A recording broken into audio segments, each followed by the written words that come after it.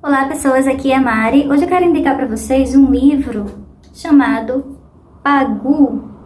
É uma autobiografia que ela escreveu sobre si mesma e nem pensava em publicar, né? Porque esse livro ele foi publicado tempos depois. Ele foi escrito como cartas para um companheiro que ela teve.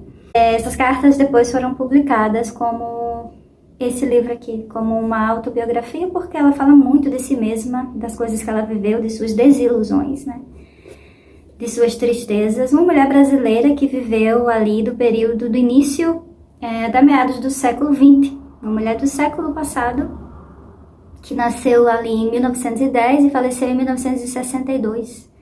Ela fez parte do Partido Comunista do Brasil e ela teve muitas desilusões, né, como militante, com o partido, com os homens que ela se relacionou, os esquerdomachos, com a própria União Soviética, porque ela viajou bastante para fora do Brasil em algumas missões, né, dadas pelo Partido Comunista. E aí ela fala um pouco sobre isso, né, questões da maternidade também. Então ela conta bastante sobre suas decepções, de suas vivências. É triste, mas também é muito importante a gente ler e saber que existiu uma mulher assim aqui no Brasil, né? Uma mulher que lutou, que militou, que se decepcionou, que se reinventou, que viveu um período muito difícil aqui no Brasil, muitas perseguições políticas, muitas opressões, muita falta de liberdade, apesar dela ter nascido numa família de condições financeiras, né? Mas ela rompe com a família. E, enfim, a primeira vez que eu ouvi falar de Pagu foi de uma maneira pejorativa, né? Como todas as mulheres importantes, militantes da esquerda, de algum posicionamento da esquerda, na maioria das vezes são retratadas, né, como mulher de alguém. Quando eu ouvi falar sobre Pagu a primeira vez, porque eu sou do mundo das artes, né, eu ouvi falar nela por causa do período da arte moderna, né, no Brasil, especificamente. E aí as pessoas sempre relacionam ela a Oswald, né, de Andrade, que foi uma das pessoas que ela teve um relacionamento, e até teve um filho com ele, né? E reduziram ela a isso. Só que ela não era só isso. Isso era apenas um pedacinho da vida dela, né? Apesar dela ter tido um filho com ele, a gente não pode reduzir uma mulher a alguém que ela namorou, a alguém que ela casou ou ficou, sei lá o que, né? Só uma dica. Sim, aí olha só. Ela nasceu em São Paulo, né? E aí ela era escritora, poetisa, encenadora, tradutora, desenhista, cartunista, jornalista, militante do Partido Comunista. Teve destaque, né, no período da arte moderna. Ela foi musa no período da arte moderna, só que a gente precisa lembrar, né, vocês que já acompanham minhas leituras feministas já refletido sobre isso comigo em algum momento, que as musas, elas não podem falar, né, elas não podem ter opinião. Porque a partir do momento que elas se posicionam de maneira energética, né, e isoladas, afastadas ou silenciadas de alguma maneira, né, ou apenas colocada como um símbolo sexual, né, que foi o que tentaram fazer isso com o Pagu, né. Deixa eu mostrar aqui a foto dela. Então, por exemplo, ela nasceu em 1910. Essa foto aqui é de 1930. Então ela tinha 20 anos, né? Essa foto aqui foi em 1920. Olha só. Uma menina, né? É isso. Então aqui é ela com o filhinho e o Oswaldo Andrade. Então é isso, muitas questões, muitos problemas na questão da sexualidade, né, sofreu abusos, perseguições, né, assédio demais, né, no próprio meio das esquerdas que ela convivia, né, no próprio meio militante ela sofreu bastante assédio, né, inclusive do partido também, né. Não encontrando base para minha expulsão, conformaram-se em me entregar o bilhete de afastamento indeterminado.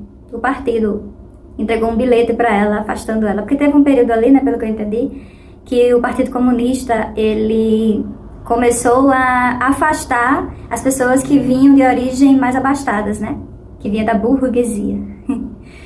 E aí, por um falso moralismo, né, obviamente. Aí começou a afastar essas pessoas, né, não tinha justificativa, porque como a própria Pagu diz aqui no livro, na carta, né, que isso aqui são cartas que ela enviou, né, para um companheiro dela, como ela não tinha justificativa para afastar ela fazia inclusive tudo que o partido queria, né, enfim, escuta. O bilhete de afastamento indeterminado. O companheiro que me entregou a notícia quis consolar-me com: espere e prove fora do partido que você continua uma revolucionária. Oh, prove. Que bosta. A organização consente que você faça qualquer coisa para provar a sua sinceridade. Independentemente dela, trabalhe à margem intelectualmente. Aceitei a situação. Minha vida era minha vida política. Apesar de contrária à depuração arbitrária, não quis desanimar. Trabalharia intelectualmente à margem da organização. Pensei em escrever um livro revolucionário. Assim nasceu a ideia do Parque Industrial. O Parque Industrial é um outro livro que ela escreveu. Ninguém havia ainda feito literatura nesse gênero. Faria uma novela de propaganda que publicaria com pseudônimo, esperando que as coisas melhorassem. Aí eu vou dar um salto aqui para finalizar o vídeo.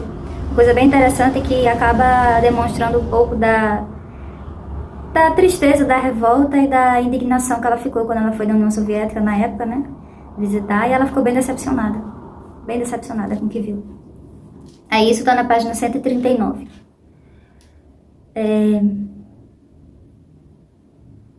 Isso aqui foi um companheiro dela que estava com ela, né, que tinha ido viajar junto com ela do partido, né, falou para ela: são vagabundos que não querem trabalhar e fazem sabotagem à construção do socialismo. Aí ela responde: mas como? Crianças vagabundas num país sovietizado. Porque quando ela chegou lá, né, na visita que ela fez União Soviética e outros países ali que estavam próximos, né, foi na China, foi no Japão. E aí ela conta, né, que quando ela chegou na União Soviética, ela achou que ia encontrar uma outra realidade. E ela viu ainda muita pobreza, muita gente desempregada, muita criança na rua, com fome. E enquanto isso, a elite política estava no bem bom. Né? Então ela ficou muito decepcionada e com o que estava acontecendo ali naquele período que ela foi visitar prisões. Ela foi presa várias vezes também, né, pelas quais passou. Este livro apresenta a militância política, os encarceramentos, os filhos, os relacionamentos e as várias outras facetas da vida de uma das mulheres mais emblemáticas do Brasil. Texto único, autobiográfico, deixado por Patrícia Galvão, que era o nome dela, Pagu. Mostra Pagu sem subterfúgios, de forma sincera e corajosa no âmbito pessoal. Ela fala sobre sua iniciação sexual precoce na esfera pública, narra sua militância no Partido Comunista e o desencanto com o regime soviético. Neste livro não há intermediários. Temos acesso a uma Pagu que escreve sobre si. É um relato emocionante sobre a vida de uma mulher forte, revolucionária e singular.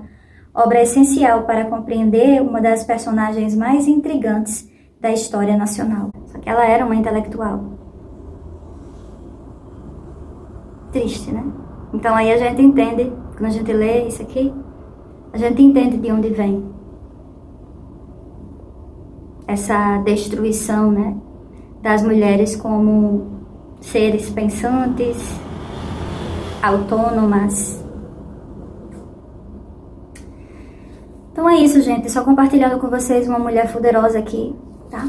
Pagu, que fez parte da história política do Brasil. Só compartilhando com vocês mais uma mulher importantíssima que contribuiu muito para a história política do Brasil. Uma grande crítica, apesar dela ter sido uma grande parte da vida dela, do Partido Comunista. Ela fez grandes críticas também às questões e às maneiras que ela foi usada por esse mesmo partido e suas decepções políticas. É isso, um cheiro e tchau, até a próxima.